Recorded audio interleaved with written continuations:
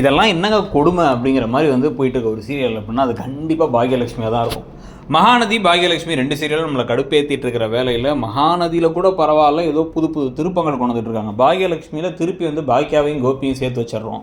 நடுவில் வந்தவ நடுவிலேயே போவா அப்படின்னு ஈஸ்வரி சொல்கிறதுக்கெலாம் ஏதுவான சாதகமான விஷயங்கள்லாம் கொண்டு போயிட்டு இருக்கிறத பார்த்தா நமக்கு நிஜமாக எரிச்சல் தான் வருது அப்படின்னு தான் சொல்லி ஆகணும். என்னது இது? இந்த கதையை ஆரம்பத்துலேருந்து பார்த்தவங்களுக்கு தெரியும் பாக்கியாவுடைய வளர்ச்சிக்கு பாக்கியா வந்து இந்த அளவுக்கு மாற்றுறதுக்கான காரணமே இந்த அளவுக்கு கேவலமாக நடந்துக்கிட்ட மனுஷங்க முன்னாடி நம்ம வாழ்ந்து காமிக்கணுங்கிற அவங்களுக்கு இருந்த ஒரு பிடிவாதமான ஒரு உத்வேகம் தான். ஆனால் இப்போ அதெல்லாத்தையும் விட்டுட்டு இப்போ வந்து இவங்க எல்லாம் பெருசாக அச்சீவ் பண்ணி அவங்க வாழ்க்கையை மாற்றி அமைச்சு இங்கிலீஷ் கற்றுக்கிட்டு பிஸ்னஸ் கற்றுக்கிட்டு கான்ட்ராக்டை சம்பாதிச்சு ப்ளஸ் வந்து ஒரு பணத்தெல்லாம் வந்து சம்பாதிக்கிற அளவுக்கு வந்து ஒரு சூப்பரான இடத்துக்கு வந்ததுக்கு பிறகு இப்போ வந்து இவர் வந்து சமைக்கிறதுக்கு ஹெல்ப் பண்ணுறாராமா, இவரே வேஷ்டி சட்டையில் வந்து சமைக்கிறாராமா, அதை எல்லாரும் பார்க்குறாங்களாமா. உடனே வந்து அவங்க சமைச்சதை வந்து சூப்பர், உன்னுடைய ஆளுமை திறன் உன்னுடைய பிஸ்னஸ் திறன் சூப்பர் பாக்கியா அப்படிங்க வராமா.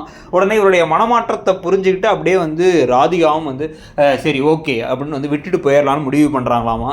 ஏற்கனவே வந்து செடியன் எழில் இவங்கெல்லாம் தான் வந்து இந்த குழந்தைக்கு அப்பா அப்படின்னு வந்து இப்போ ஈஸ்வரி சொன்னதெல்லாம் யோசிச்சு பார்க்குறாங்களாம் அப்படின்லாம் கொண்டு போகிறது. இது எல்லாத்தையும் கேட்கும்பொழுதே நமக்கு எரிச்சலாக இருக்குது. ஆனால் இது கதையாகவே வேறு கொண்டு போயிட்டுருக்காங்க. ஸோ இப்போ கடைசியில் வந்து இப்போ இவங்களை டிவோர்ஸ் பண்ண வச்சு அவங்களுக்கு கல்யாணம் பண்ணி வச்சாலும் கதையை கொண்டு போனால் இது வரைக்கும் பாக்கியாவோட வளர்ச்சிக்கு இதை விட கேவலமான ஒரு முடிவை கொடுக்கவே முடியாது. நிஜமாக வந்து நினைக்கவே வந்து அசிங்கமாக தான் இருக்குது அப்படிங்கிற மாதிரி தான் அந்த கதை போகுது.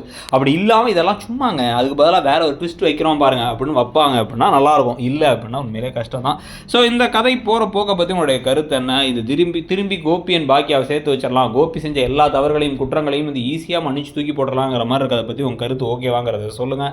கூடவே மிந்த்ரா அண்ட் ஃப்ளிப்கார்ட்டில் பலவிதமான ஆஃபர்கள் போயிட்டுருக்கு. அதுவும் ஃப்ளிப்கார்ட்டில் இப்போ ஒரு மானுமெண்டல் ஆஃபர்னு சொல்லிட்டு பொருட்கள் எல்லாமே அநியாயத்துக்கு கம்மி விலையில் இருக்குது. அதுக்கான லிங்க்ஸ் எல்லாம் கீழே கொடுத்துருக்கோம். அது மட்டும் இல்லாமல் மற்ற பொருட்களையும் உங்களுக்கு பிடிச்சிருந்தா லிங்கை கிளிக் பண்ணி பார்த்து வாங்கிக்கோங்க.